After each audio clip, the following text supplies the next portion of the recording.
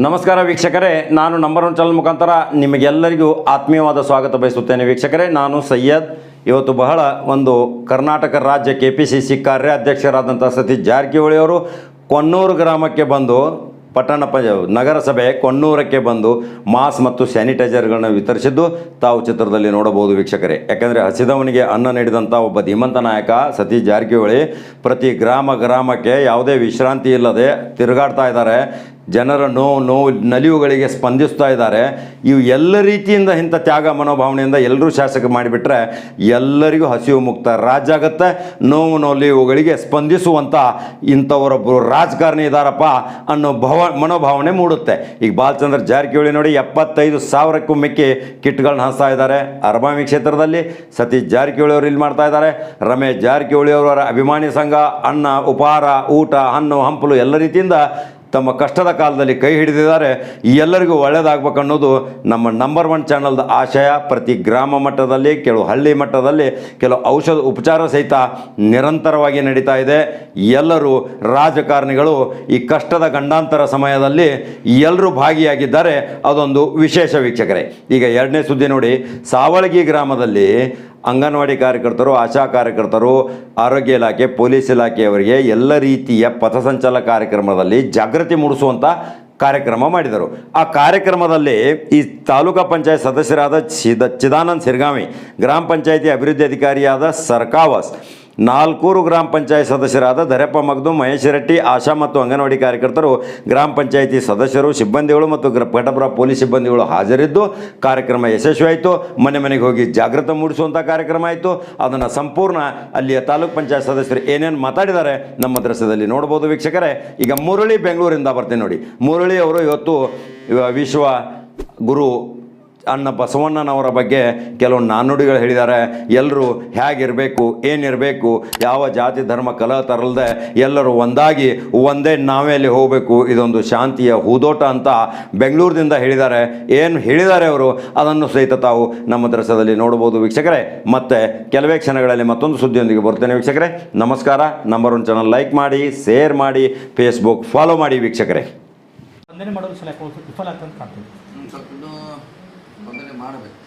ಇನ್ನು ಕೆಲವರಿಗೆ ವಿಶೇಷವಾಗಿ ಡೈಲಿ ವೇಜಸ್ ಮೇಲೆ ಇದ್ದರೆ ಅವ್ರು ಭಾಳ ತೊಂದರೆ ಆಗಿದೆ. Daily day to day base ಮೇಲೆ ಕೆಲಸ ಮಾಡ್ತಾರೆ.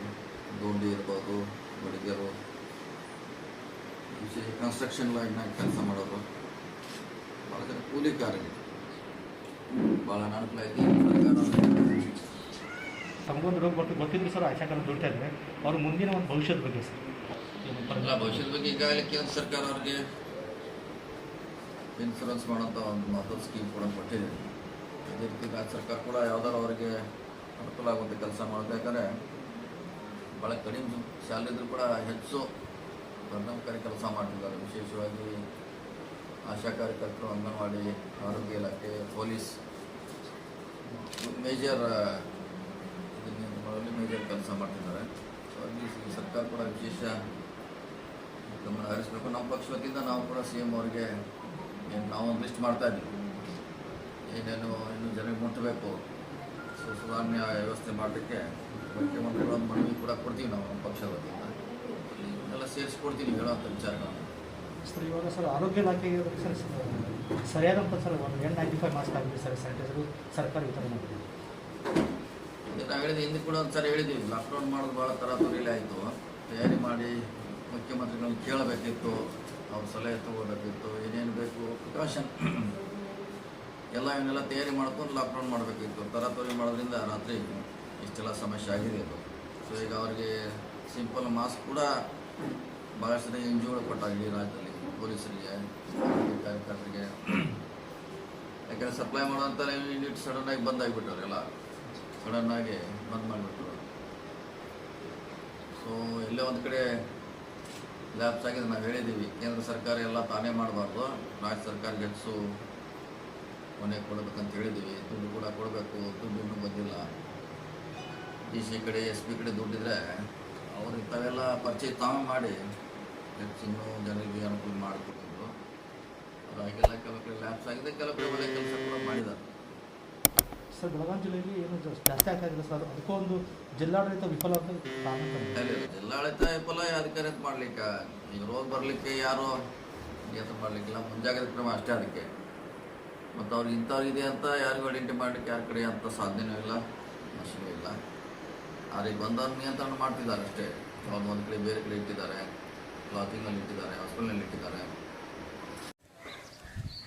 ನಮ್ಮ ಪೊಲೀಸ್ ಇಲಾಖೆ, ಆರೋಗ್ಯ ಇಲಾಖೆ, ಅಂಗನವಾಡಿ ಕಾರ್ಯಕರ್ತರು, ಆಶಾ ಕಾರ್ಯಕರ್ತರು ಇವರೆಲ್ಲರೂ ಸೇರಿ ಮತ್ತು ಗ್ರಾಮ ಪಂಚಾಯತ್ ಮೆಂಬರು ಕೂಡ, ಪಿ ಡಿ ಅವರು, ಡಾಕ್ಟರ್ ಸಾಹೇಬ್ರು ಎಲ್ಲರೂ ಕೂಡ ಭಾಗಿಯಾಗಿದ್ದರು. ಇವತ್ತಿನ ನಾವು ಯಾಕೆ ಈ ಜಾಥಾ ಮಾಡಿದ್ವಿ ಅಂದರೆ ಪಥಸಂಚಲನದ ಉದ್ದೇಶ ಏನಂದರೆ ಸಾರ್ವಜನಿಕರಿಗೆ ತಿಳಿಪಡಿಸಬೇಕು, ಸೋಷಿಯಲ್ ಅಂತರ ಅಂದರೆ ಸಾಮಾಜಿಕ ಅಂತರ ಕಾಯ್ದುಕೊಳ್ಬೇಕು. ಈ ಮಹಾಮಾರಿ ರೋಗ ತಡೆಗಟ್ಟಲಿಕ್ಕೆ ಬೇರೆ ಔಷಧ ಯಾವುದೂ ಇಲ್ಲ, ಇದಕ್ಕೆ ಒಂದೇ ಒಂದು ಉಪಾಯ, ನಾವೆಲ್ಲ ಸಾಮಾಜಿಕ ಅಂತರ ಕಾಯ್ದುಕೊಳ್ಬೇಕು. ಅದನ್ನು ನಿಮಗೆಲ್ಲ ಮನದಟ್ಟು ಮಾಡಿಕೊಡೋ ಉದ್ದೇಶದಿಂದ ನಿಮ್ಮ 4 ಊರಲ್ಲಿ ನಾವು ರೌಂಡ್ ಹಾದೀವಿ, ಬೇರೆ ಉದ್ದೇಶ ಏನೂ ಇಲ್ಲ. ಯಾಕಂದರೆ ನಾವು ಮಾಡಿದ್ರಿಂದ ಯಾಕೆ ಬಂದಿದ್ರು ಪೊಲೀಸರು, ಯಾಕೆ ಊರಾಗ ಸುತ್ತಾದ್ರು ಎಷ್ಟಿಸ್ ಅದರ ಗೊತ್ತಾಗ್ತದೆ ಜನಕ್ಕೆ. ನಾವೆಲ್ಲ ಭಾಳ ಚೆನ್ನಾಗಿ ಮಾಹಿತಿದಾಗ ಹೇಳ್ತೀವಿ, ಪಂಚಾಯತ್ ಅವರು ದಿನಾಲೂ ಹೇಳ್ತಾ ಇದ್ದಾರೆ, ನಾವು ಹೇಳ್ತಾ ಇದ್ದೀವಿ. ಜನಕ್ಕೆ ಅವೇರ್ನೆಸ್ ಮಾಡೋ ಉದ್ದೇಶ ನಾವು ಜಾಥಾ ಮಾಡಿದ್ವಿ. ಅದರಲ್ಲಿ ಆಶಾ ಕಾರ್ಯಕರ್ತರು, ಅಂಗನವಾಡಿಯವರು ಮತ್ತು ಆರೋಗ್ಯ ಇಲಾಖೆದವರು, ನಮ್ಮ ಪೊಲೀಸ್ ಇಲಾಖೆ ಜೊತೆಗೆ ಹಗಲಿರು ನಿರಂತರ ಕೆಲಸ ಮಾಡ್ತಾಯಿದ್ದಾರೆ. ಯಾಕಂದರೆ ಇಲ್ಲೇ ಯಾರೋ ಊರ ತರದವ್ರು ಬಂದಾರಂದ್ರೆ ಫಸ್ಟ್ ಆಶಾ ಕಾರ್ಯಕರ್ತರಿಗೆ ಹೇಳಿಬಿಡ್ತಾರೆ ಇರೋರು, ಆರೋಗ್ಯ ಇಲಾಖೆದವರು ಅಲ್ಲ ಆಶಾ ಕಾರ್ಯಕರ್ತರ ಮನೆ ವಿಸಿಟ್ ಮಾಡ್ತಾರೆ. ಯಾರು ಬಂದಾರೋ ಅವ್ರ ಹೆಸರು ತೊಗೊಳ್ತಾರೆ, ಎಷ್ಟು ಜನ ಬಂದರು ತೊಗೊಂಡು ಡಾಕ್ಟರ್ ಸಾಹೇಬ್ರು ಕಾಂಟ್ಯಾಕ್ಟ್ ಮಾಡ್ತಾರೆ, ಡಾಕ್ಟ್ರ್ ಬಂದು ಚೆಕ್ ಮಾಡ್ತಾರೆ. ಅವಾಗ ಏನಾದ್ರು ಸಮಸ್ಯೆ ಮಾಡೋಕ್ಕಾದ್ರೆ ನಮಗೆ ಹೇಳ್ತಾವೆ. ಈ ಥರ ಒಂದು ಚೈನ್ ಸಿಸ್ಟಮ್ ಇದೆ ನಮ್ಮದು. ಅದರಲ್ಲಿ ಅಂಗನವಾಡಿ ಕಾರ್ಯಕರ್ತರು, ಆಶಾ ಕಾರ್ಯಕರ್ತರು, ಆರೋಗ್ಯ ಇಲಾಖೆ, ಪೊಲೀಸ್ ಇಲಾಖೆ, ಇದೊಂದು ಚೈನ್ ಸಿಸ್ಟಮಲ್ಲಿ ಕೆಲಸ ಮಾಡ್ತಾಯಿದೆ. ಇಲ್ಲಿವರೆಗೆ ನಮ್ಮಲ್ಲಿ ಯಾರೂ ಕೂಡ ಹೋಮ್ ಕ್ವಾರಂಟೈನ್ ಇದ್ದವರು ಕೂಡ ನಮ್ಗೆ ಯಾರೂ ತಕರಾರು ಮಾಡಿಲ್ಲ ಮತ್ತು ಎಲ್ಲ ಕೂಡ ಸಹಕರಿಸಿದ್ದಾರೆ. ನಾವು ಅಂಗನವಾಡಿ ಕಾರ್ಯಕರ್ತರು ಮಾಹಿತಿ ಪಡೆದುಕೊಂಡು ಅವ್ರು ಸಹಕಾರ ಮಾಡಿದ್ದಾರೆ. ಇನ್ನು ಮುಂದೆ ಕೂಡ ಅವ್ರು ಸಹಕಾರ ಮಾಡಬೇಕಾಗತ್ತೆ. ಯಾಕಂದರೆ ಇದು ಆರೋಗ್ಯ ಸಂಬಂಧಪಟ್ಟಂತೆ. ಯಾಕಂದರೆ ಯಾರಿಗೆ ಯಾವುದೇ ತೊಂದರೆ ಮುಚ್ಚಿಡುವಂಥದ್ದು ಏನೂ ಅಲ್ಲ. ಯಾಕಂದರೆ ಮೊದಲು ಯಾವುದೇ ವ್ಯಕ್ತಿಗೆ ಸೋಂಕು ತಗೊಳ್ತಾರೆ ಅವ್ನ ಫ್ಯಾಮಿಲಿಗೆ ಮೊದಲು ಬರ್ತದೆ, ಆಮೇಲೆ ಊರಿಗೆಲ್ಲ ಬರ್ತದೆ. ದಯಮಾಡಿ ಅದಕ್ಕಾಗಿ ಯಾರಿಗೆ ಯಾವುದೇ ತೊಂದರೆ ಇದ್ರೂ ಕೂಡ ಅದನ್ನು ಡಾಕ್ಟರ್ ಹತ್ರ ಹೇಳ್ಕೊಬೇಕಾಗುತ್ತೆ. ಸ್ವಯಂ ಪ್ರೇರಿತ ಕ್ವಾರಂಟೈನ್ ಆದರೆ ಆದಷ್ಟು ಬೇಗ ನಮ್ಮ ರೋಗ ಕಡಿಮೆ ಆಗೋಕ್ಕೆ ಸಾಧ್ಯ ಆಗ್ತದೆ. ದಯಮಾಡಿ, ಯಾಕಂದರೆ ನಾವೆಲ್ಲ ಒಂದು ಹಂತದಾಗಿದ್ದೀವಿ. ಯಾಕಂದ್ರೆ ಇದೀಗ ಮಗದುಮವ್ರು ಭಾಳ ಚಂದ ಹೇಳಿದರು. ಮಗದುಮವರು ಮತ್ತೆಲ್ಲ ನಾವು ಭಾಳ ಚಂದ ಸನ್ಮಾನ ಮಾಡಿದ್ರಿ. ನಾ ಎಲ್ಲ ಸನ್ಮಾನ ಮಾಡಿದ್ವಿ. ಎಲ್ಲ ಸಕಲ ಈ 4 ಊರ ಗ್ರಾಮಸ್ಥರಿಗೆ ಮೊದಲಿಗೆ ನಾ ಎಲ್ಲ ಇಲಾಖೆ ಪರವಾಗಿ ಹೃತ್ಪೂರ್ವಕ ಅಭಿನಂದನೆ ಸಲ್ಲಿಸ್ತಾ ಇದ್ದೀನಿ. ಯಾಕಂದ್ರೆ ಭಾಳಷ್ಟು ಜನ ನಮ್ಗೆ ಒಳ್ಳೆ ರೀತಿ ಬರಮಾಡಿಕೊಂಡು ಜಾತ್ರೆಗೆ ಸಹಕಾರ ಮಾಡಿ ನಮಗೆಲ್ಲ ಕೂಡ ಎಲ್ಲರಿಗೂ ಕೂಡ ಸನ್ಮಾನ ಮಾಡಿದರು, ಮಾತೆಯವರು ಆರತಿ ಮಾಡಿದರು. ಭಾಳ ಸಂತೋಷವಾಯಿತು. ನಮ್ಮ ಭಾರತ ಸಂಸ್ಕೃತಿ ಬಗ್ಗೆ ಭಾಳಷ್ಟು ಇಲ್ಲಿ ಪುನರುಜ್ಜೀವನ ಹತ್ರ ಕಾಣ್ತದಕ್ಕೆ ನಮ್ಗೆ ಈ ದಿನ ಭಾಳ ಸಂತೋಷ ಆಗೈತಿ. ದಯಮಾಡಿ ಅವರಿಗೂ ಕೂಡ ಎಲ್ಲ ಮಾತೆಯರಿಗೂ, ಗ್ರಾಮಸ್ಥರಿಗೂ, ಎಲ್ಲರಿಗೂ ಕೂಡ ನಾನು ಅಭಿನಂದನೆ ಸಲ್ಲಿಸ್ತೀನಿ. ಹಾಗೂ ಗ್ರಾಮ ಪಂಚಾಯಿತಿಯ ಸದಸ್ಯರೇ, ಅಧ್ಯಕ್ಷರೇ, ಉಪಾಧ್ಯಕ್ಷರೇ, ಅಂಗನವಾಡಿ ಕಾರ್ಯಕರ್ತರೇ ಹಾಗೂ ಆಶಾ ಕಾರ್ಯಕರ್ತರೇ ಹಾಗೂ ಇಲ್ಲೆಲ್ಲ ನೆರೆದಿರುವಂಥ ಗ್ರಾಮದ ಹಿರಿಯರೇ, ಇವತ್ತೇನಪ್ಪ ಅಂತಂದರೆ ಕೊರೋನಾ ವೈರಸ್ ಚೀನಾ ದೇಶದಿಂದ ಇವತ್ತು ನಮ್ಮ ಬೆಳಗಾವಿ ಜಿಲ್ಲೆ ನಮ್ಮ ಕರ್ನಾಟಕ ಎಂಟ್ರಿ ಆಗಿ ಕರ್ನಾಟಕದಿಂದ ಸುತ್ತಮುತ್ತಲಿನ ತಾಲೂಕುಗಳಿಗೆ ಬಂದಿದೆ. ನಿಯರೆಸ್ಟ್ ಇಲ್ಲೇ ಸಂಕೇಶ್ವರಕ್ಕೂ ಬಂದಿದೆ, ಆಮೇಲೆ ಎಳ್ಳೂರಕ್ಕೂ ಬಂದಿದೆ. ಈಗ ನೆಟ್ ನಡುವೆ ನಾವು ಇದ್ದೀವಿ. ನಾಳೆ ನಮ್ಮ ಗ್ರಾಮಕ್ಕೂ ಬರ್ಬೋದು. ಈಗ ಕೊರೋನಾ ವೈರಸ್ದಾಗ ಒಂದೇ ಒಂದು ಸ್ಲೋಗನ್ ಐತ್ರಿ, ಭಯ ಬೇಡ ಎಚ್ಚರವಿರಲಿ ಅಂತಂತೀವಿ. ನಾವೇನು ಮಾಡತ್ತೀವಿ ಅಂತಂದರೆ ಭಯನೂ ಬಿಟ್ಟಿವಿ, ಎಚ್ಚರನ ಬಿಟ್ಬಿಟ್ಟಿವಿ.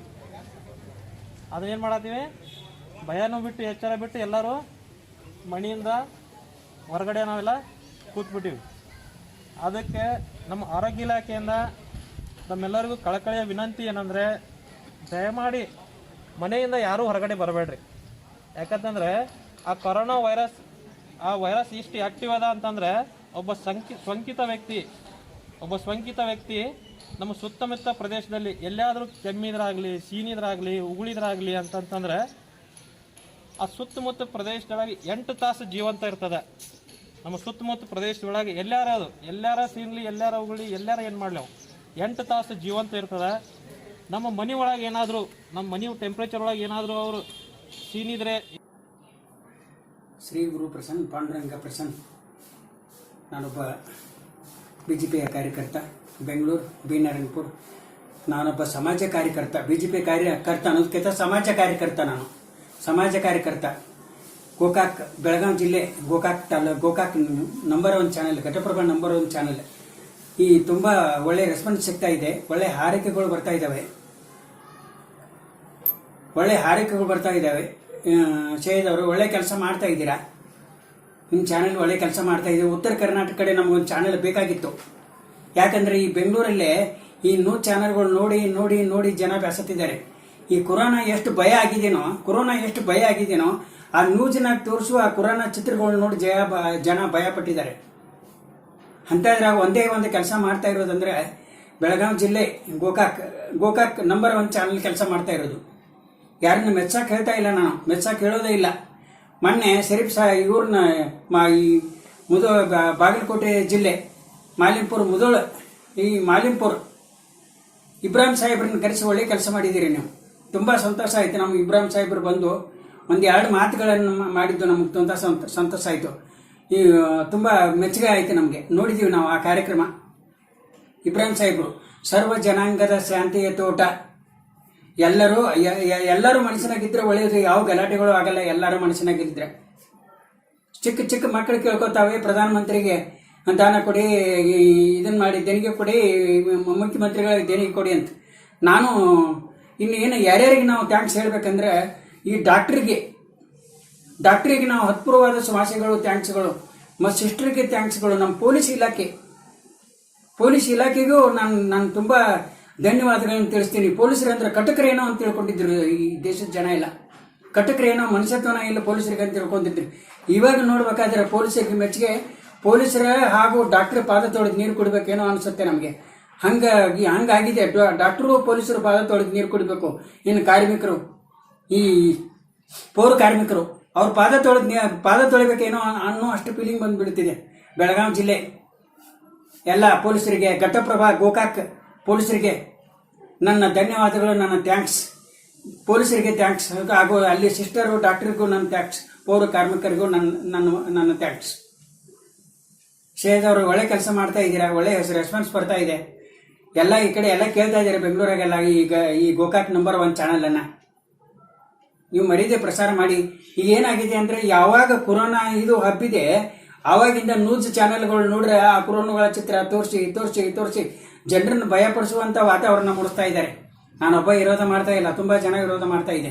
ಅಂಥದ್ರಾಗ ಉತ್ತರ ಕರ್ನಾಟಕದಾಗ ನಮಗೊಂದು ಟಿವಿ ಚಾನೆಲ್ ಆಗಿದ್ದು ಇನ್ನೂ ತುಂಬ ಸಂತೋಷ ನಮಗೆ.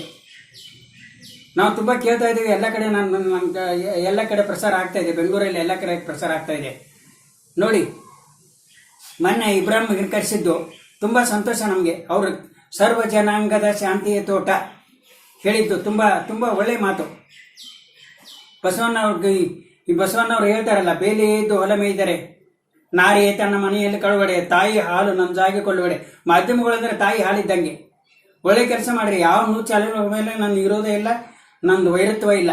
ಪತ್ರಕರ್ತರು ನ್ಯೂಸ್ ಚಾನೆಲ್ ಅಂದ್ರೆ ತುಂಬ ಗೌರವ ನನಗೆ.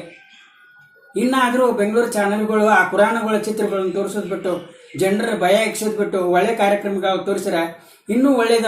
ಅವ್ರವ್ರಿಗೆ ಬಿಟ್ಟಿದ್ದದು ನ್ಯೂಸ್ ಚಾನೆಲ್ಗಳು ಬಿಟ್ಟಿದ್ದು. ನಾನೊಬ್ಬ ದೂರ್ತಾ ಇಲ್ಲ, ಲಕ್ಷಾಂತರ ಜನ ದೂರ್ತಾ ಇದ್ದಾರೆ. ಅಂಥದ್ರಲ್ಲೇ ಗೋಕಾಕ್ ನಂಬರ್ 1 ಚಾನೆಲ್ ಕೆಲಸ ಮಾಡ್ತಾ ಇದೆ. ಜನರ ಭಯ ಇಕ್ಸಲ್ಲ, ಏನೂ ಇಲ್ಲ. ಸಾಧು ಸಂತರನ್ನು ಕರೆದು, ಗಣ್ಯ ವ್ಯಕ್ತಿಗಳನ್ನ ಕರೆದು ಪ್ರೋಗ್ರಾಮ್ ಅರಿವು ಮೂಡಿಸುವಂಥ ಕೆಲಸ ಮಾಡ್ತಾ ಇದ್ದೀರಾ. ನಾನು ಕೇಳ್ಕೊತಾ ಇದ್ದೀನಿ. ಪೊಲೀಸ್ ಇಲಾಖೆ ಹಾಗೂ ಡಾಕ್ಟರ್ಸ್ಗೆ ಹಾಗೂ ಪೌರ ಕಾರ್ಮಿಕರಿಗೆ ನನ್ನ ಧನ್ಯವಾದಗಳು. ಬೆಳಗಾವಿ ಜಿಲ್ಲೆ ಗೋಕಾಕ್ ಘಟಪ್ರಭಾ ಸುತ್ತಮುತ್ತಿನ ಹಳ್ಳಿಯವರು ನಾನು ಕೈ ಮುಗಿದು ಕೇಳ್ಕೊತಾ ಇದ್ದೀನಿ. ಹುಡುಗರು ದೇಣಿಗೆ ಕೇಳಿದ್ದಾರೆ, ನಾನು ದೇಣಿಗೆ ಕೇಳ್ತಾ ಇದ್ದೀನಿ. ಪ್ರಧಾನಮಂತ್ರಿಗೆ ದೇಣಿಗೆ ಕೊಡಿ ಮತ್ತು ಮುಖ್ಯಮಂತ್ರಿಗಳಿಗೆ ನಿಮ್ಮ ಕೈಲಿ ಎಷ್ಟಾಗುತ್ತೆ ಅಷ್ಟು ದೇಣಿಗೆ ಕೊಡಿ. ಕೈ ಮುಗಿದು ಇಂತಿ ನಿಮ್ಮ ಬಿ ನಾರಾಯಣಪುರ್ ಮುರಳಿ.